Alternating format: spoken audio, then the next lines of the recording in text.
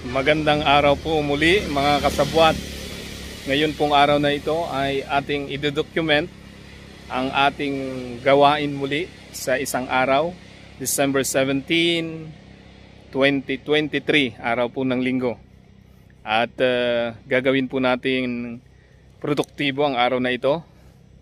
Itinala po natin ang ating gagawin at kung ano man ang ating gagawin pa. At ating i-video ang ilan at nais po nating i-share sa inyo sapagkat gusto ko pong makapag-inspire sa inyo sa ating mga ginagawa araw-araw. Bilang dating DepEd teacher, 13 years po akong DepEd teacher at 4 years din po akong naging Macau teacher, Macau, China.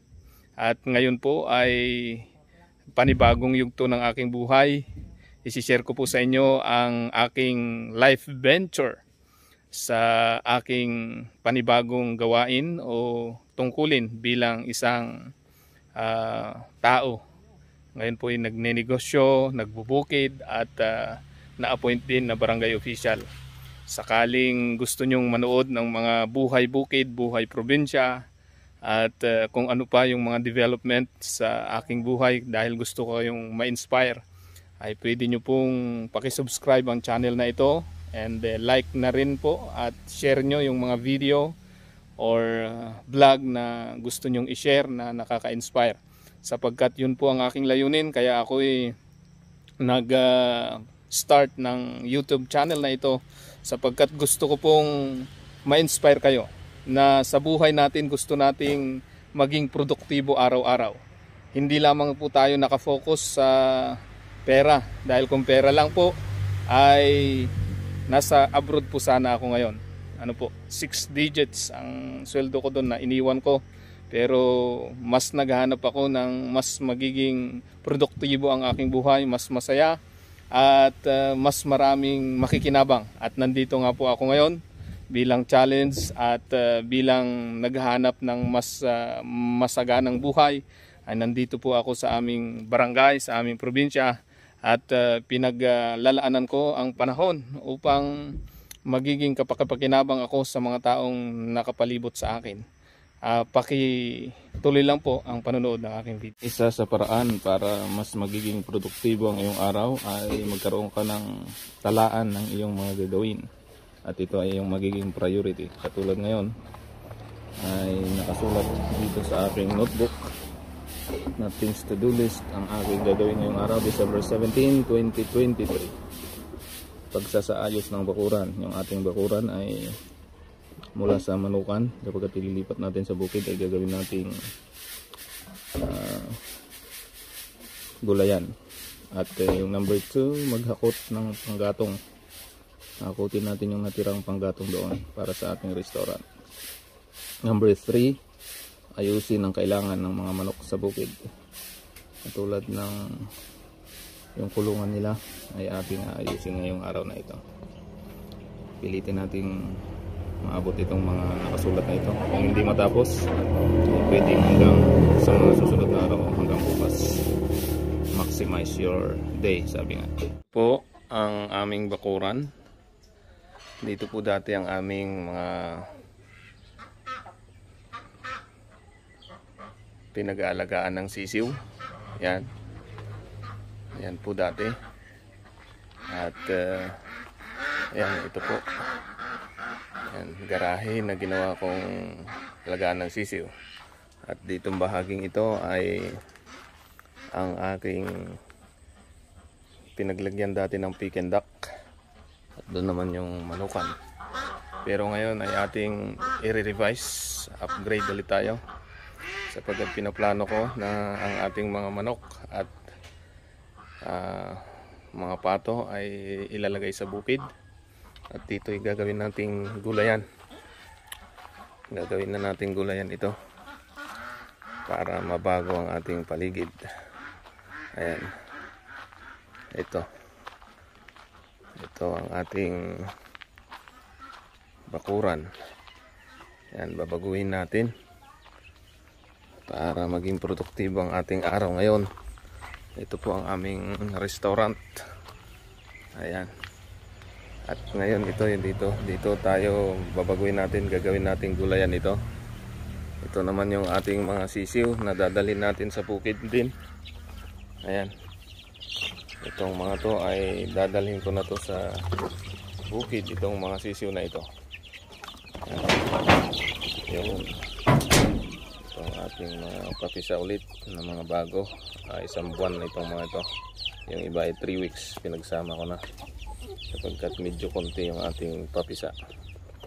Ayan. Ayan po. Iniluluto po natin ang bugok na itlog na hindi napisa. Titingnan po natin kung ano nang resulta. Ayan. At ito po ihalo natin sa ating patuka, sa ating mga manok ngayong araw na ito. Ating mga manok dito sa bahay ngayon. Ayan. Kumakain sila ng saging, mga pinagbalatan ng saging. Ayan.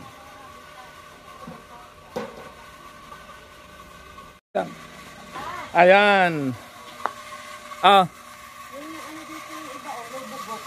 Alun lang. Nang ko po. Ito bago. Ay dapat maihiwalay yan. Ayan, isa ako dito. Ayan, ito ang ating mga manok ng itlog ng manok. Yun lang, may bubok, may nahalo pala. Ay, may luma yan. Yun lang. Dapat incubator na lang yan. Ha? Bagay, lugi pag incubator yan, ipalimlim na lang sa kanya, ihiwalay. Ayan. Atin pong dudurugin itong mais. Ayan. Mas maganda yata yung lulok. Mais ba to? Hindi pala ito mais. Ating dudurugin itong itlog, pampakain ng mga manok at pato. Ihalo natin ito sa mais. May fermented din tayong mais doon sa likod ng bahay. Yun ay nung 6 pa ng July. At ngayon ay ipapakain natin sa manok. Yan. Yan. Ito po ang ating pinapakain para makatipid po tayo. Mga bahaw galing sa ating restaurant at mga itlog na bugok. Yung hindi napisa ay ating ipapakain. Yan. Para-paraan lamang po ang ating pagpaparami ng manok. At yung mga manok at pato na yan, yan din po ang ating kinakatay dito sa ating restaurant. Kaya malusog po ang ating mga manok kasi organic po yan. At masustansya pang kainin ng ating mga manok. Yan. Ito naman po ang sapal ng soya na hiningi natin sa ating pinsan na si Kuya Marvin Fernandez. At ito po ay kasama nating ipapakain sa mga kakainin ng manok. Naman po ang ating fermented na mais. July na 6 pa po ito ng mais at nilagay po natin sa fermentation. Saging na overripe na ating in-ferment at ito na po ang itsura. Yan ang ating itsura ngayon. Kukunin natin, ihalo natin sa bugok na itlog na nilaga. Ito na po. Ito po yung July pa po. Ngayon ay December 17 na. Pero makita nyo kulay green pa po. May saging po yan na overripe din. Ihalo po natin dito sa ating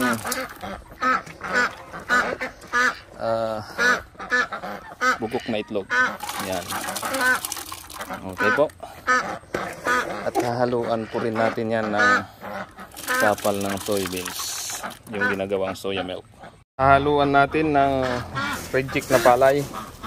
Yan yung pinagduluhang palay. Maitim po yan. Ayun. Hahaluan po natin ng ganyan yan. Ayan. Yan po ang ating ipapakain sa mga pagkain ng manok at pato. Nakikita nyo yan po. Ayan. Ito po yung palay. Ayan, katay po ng pato. Ang pato na kinakatay para sa restaurant. Gagawing adobo sa gata pato. Ayan. Masarap po ito. Masustansya at organic ang pagkaalaga. Ito po ang ating bagong katay na pato ngayong araw. Oh, mataba, naninilaw talaga. Iyan ang produkto ng fermented na mais, mga bahaw na kanin, at ganun din po yung ating mga sapal ng soya. Kaya talagang masustansya ang pato na ito. Organic.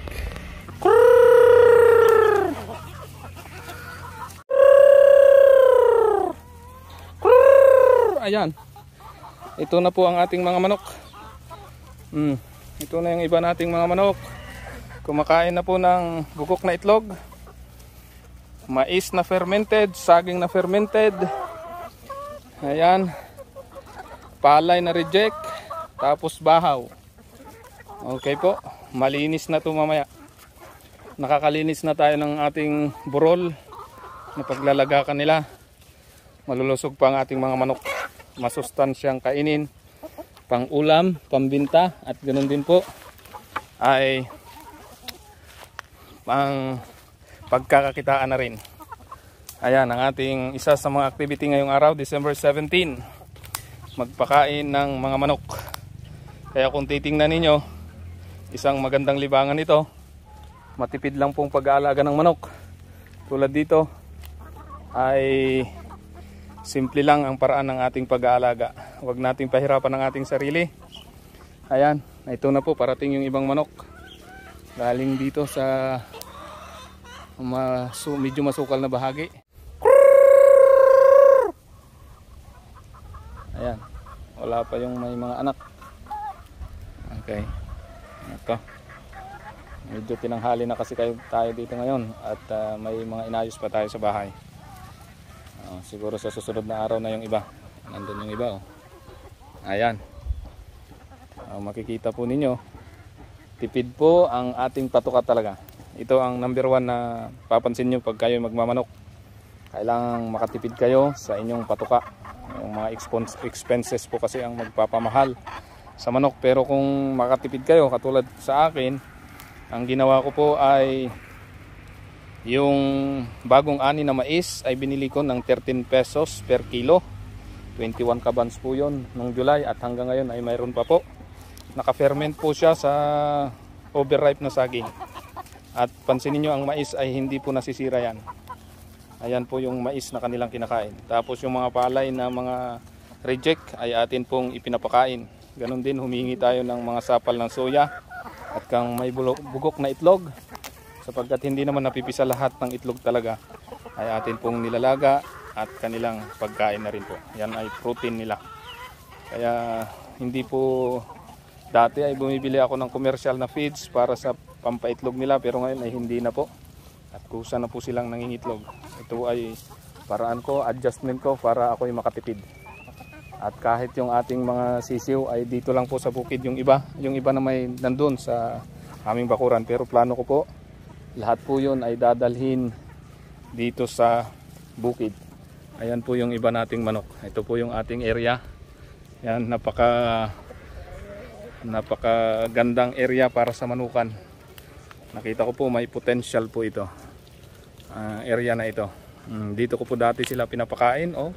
Malinis na po ang paligid dahil sa kinakain nila pati damo kapag pinatong. Hindi ko na kailangan bumili ng feeding materials, yung feeder. Hindi na ako kailangan bibili ng feeder. Ito na mismo ang kanilang feeder. At sa tingin ko na may yung sanitation ay maganda dito kasi mas organic pa nga ito kasi ang kanilang patungan ng kanilang pagkain ay mga damo at kailangan din nila ng damo. Kaya sa pagmamanukan, ang isa sa observation ko ay talagang magkaroon ka ng adjustment lagi.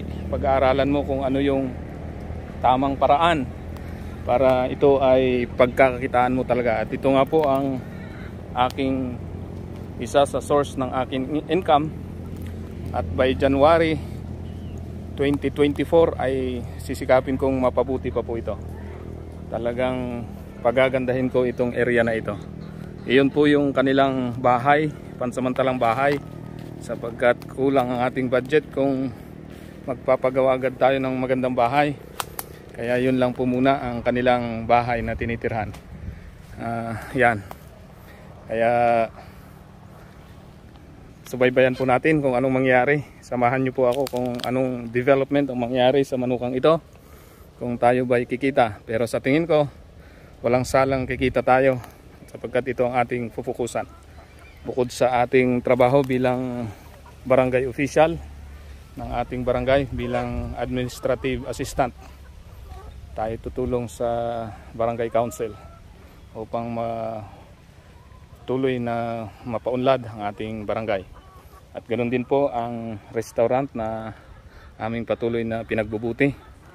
At iba pang mga pagkakakitaan ngayong 2024.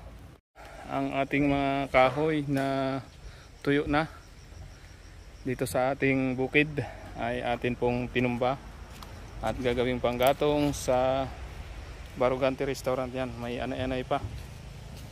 Yan, panggatong, magandang panggatong po yan. At atin pong ipapahakot sa ating mga kaibigang katutubong mangyan. Yan. Galing Danau. Yan, galing Danau kayo? Oo. Ayan, sila po ang ating masisipag na mga kaibigang katutubo. Yan, galing Danau. Ayan. Ito po yung ating sasakyan. Ayan. Diyan. Diyan po natin nahakutin.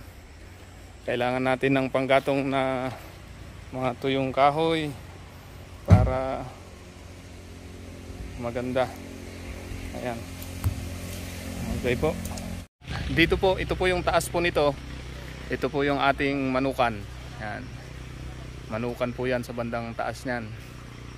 Punong-puno ng kahoy.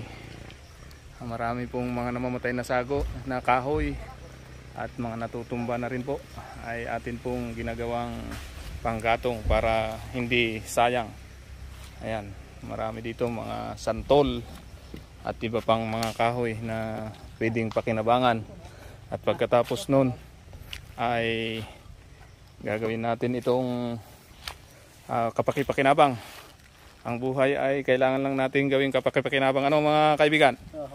Tama no? Ayan, magsipag gawin ang tamang pamamaraan para tayo ay mayroong silbi at maging produktibo ang ating buhay. Yan, katulad nitong kaibigan na ito, masipag talaga sila. Nagdidiskarga naman po ngayon. Magdidiskarga. Yan, nagdidiskarga ang ating mga kaibigang taga Danau. Ayan, diskarga ng panggatong. Sisibakin na rin. Ating ulam ngayong araw, lupoy. Yan, nagahan po namin yan. Kamuti at sausawang kamatis na may luya at sibuyas. Bagoong. Yan. Parang walang luya ito. Mayroong luya na ba to? Maganda itong lagyan ng luya. Masarap. Yan. Sabaw ng talbos ng kamuti. Pagkain ni Seth. Yan. Dahil si Seth ay namayat na sa Lipa Adventist Academy, Bugtong, Lipa City. Yan, kain po muna tayo. Ang oras natin ngayon ay alas 9 ng umaga. Ayun pa lang yung aming agahan sapagkat naghakot muna kami ng kahoy. Natusok pa ako ng pako. Buti lang, hindi masyadong maon. Konting-konti lang. Wala na sigurong kita na yun. At ito po, pagkatapos namin kumain ay naglinis na kami dito sa likod. Kasama kong katutubo lang yan.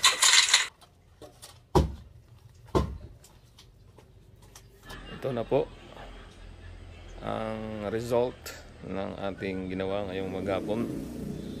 At itutuloy pa rin bukas. Yan. Kami pang trabaho po ito. At least malinis na yung mga ibang tatanggalin at yung kulungan ng mga manok dati dito. Ito na po yung mga yon, kahoy na natanggal. Ayan. Alas 3 na po ng hapon at tinawag tayo sa barangay upang ituloy ang budgeting para sa 2024. Kaya narito po, atin po munang iwan ang trabaho dito at bukas na po natin itutuloy dahil magiging busy tayo. Malamang tayo abutin na ng hanggang gabi sa barangay hall upang ayusin ang barangay development plan ng barangay San Agustin.